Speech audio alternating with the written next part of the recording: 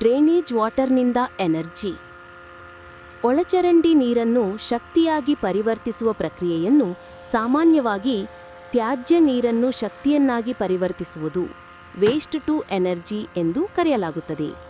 ಕನ್ನಡದಲ್ಲಿ ಇದನ್ನು ತ್ಯಾಜ್ಯ ನೀರಿನಿಂದ ಶಕ್ತಿ ಉತ್ಪಾದನೆ ಅಥವಾ ಒಳಚರಂಡಿ ನೀರಿನಿಂದ ಶಕ್ತಿ ಸಂಪನ್ಮೂಲಗಳ ಮರುಬಳಕೆ ಎಂದು ಹೇಳಬಹುದು. ಈ ಪ್ರಕ್ರಿಯೆಯಲ್ಲಿ ಪ್ರಮುಖವಾಗಿ 2 ತಂತ್ರಜ್ಞಾನಗಳನ್ನು ಬಳಸಲಾಗುತ್ತದೆ. 1. ಜೈವಿಕ ಅನಿಲ ಉತ್ಪಾದನೆ. ತ್ಯಾಜ್ಯ ನೀರಿನ ಸಂಸ್ಕರಣಾ ಘಟಕಗಳಲ್ಲಿ ಸಂಗ್ರಹವಾಗುವ ಕೆಸರನ್ನು ಶಕ್ತಿಯ ಮೂಲವಾಗಿ ಬಳಸಲಾಗುತ್ತದೆ. 1. ಆಮ್ಲಜನಕರಹಿತ ಜೀರ್ಣಕ್ರಿಯೆ ಎಂದರೆ ಆಮ್ಲಜನಕವಿಲ್ಲದ ವಾತಾವರಣದಲ್ಲಿ, ಉದಾಹರಣೆಗೆ ದೊಡ್ಡ ತೊಟ್ಟಿಗಳಲ್ಲಿ ಅಥವಾ ಡೈಜೆಸ್ಟರ್ಸ್, ಸೂಕ್ಷ್ಮಜೀವಿಗಳು ಕೆಸರಿನಲ್ಲಿರುವ ಸಾವಯವ ವಸ್ತುಗಳನ್ನು ವಿಭಜಿಸುತ್ತವೆ. 2. ಜೈವಿಕ ಅನಿಲ ಉತ್ಪಾದನೆ. ಈ ವಿಭಜನೆಯಿಂದ ಮೀಥೇನ್ ಮತ್ತು ಇಂಗಾಲದ ಡೈಆಕ್ಸೈಡ್ ಮಿಶ್ರಿತ ಜೈವಿಕ ಅನಿಲ ಉತ್ಪಾದನೆಯಾಗುತ್ತದೆ. 3. ಶಕ್ತಿ ಬಳಕೆ.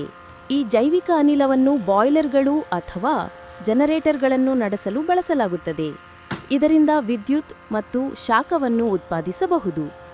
ಈ ಶಕ್ತಿಯನ್ನು ಸಂಸ್ಕರಣಾ ಘಟಕದ ಕಾರ್ಯಾಚರಣೆಗೆ ಅಥವಾ ಸ್ಥಳೀಯ ಗ್ರಿಡ್ಗೆ ಪೂರೈಸಬಹುದು. 2. ಜಲವಿದ್ಯುತ್ ಬಳಕೆ.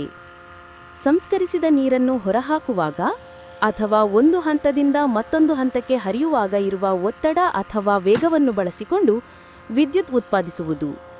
ಟರ್ಬೈನ್ ಬಳಕೆ.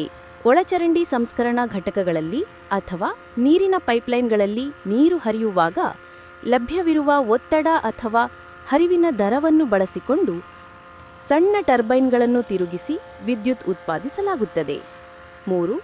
ಉಷ್ಣಶಕ್ತಿಯ ಮರುಪಡೆಯುವಿಕೆ.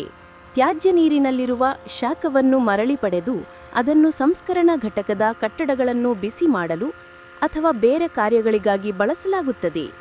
ಸಾರಾಂಶವಾಗಿ, ತ್ಯಾಜ್ಯ ನೀರನ್ನು ಮುಖ್ಯವಾಗಿ ಅದರಲ್ಲಿರುವ ಸಾವಯವ ವಸ್ತುಗಳಿಂದ ಮೀಥೇನ್ ಭರಿತ ಜೈವಿಕ ಅನಿಲವನ್ನು ತಯಾರಿಸಿ ವಿದ್ಯುತ್ ಮತ್ತು ಶಾಖವನ್ನು ಉತ್ಪಾದಿಸಲು ಬಳಸಲಾಗುತ್ತದೆ.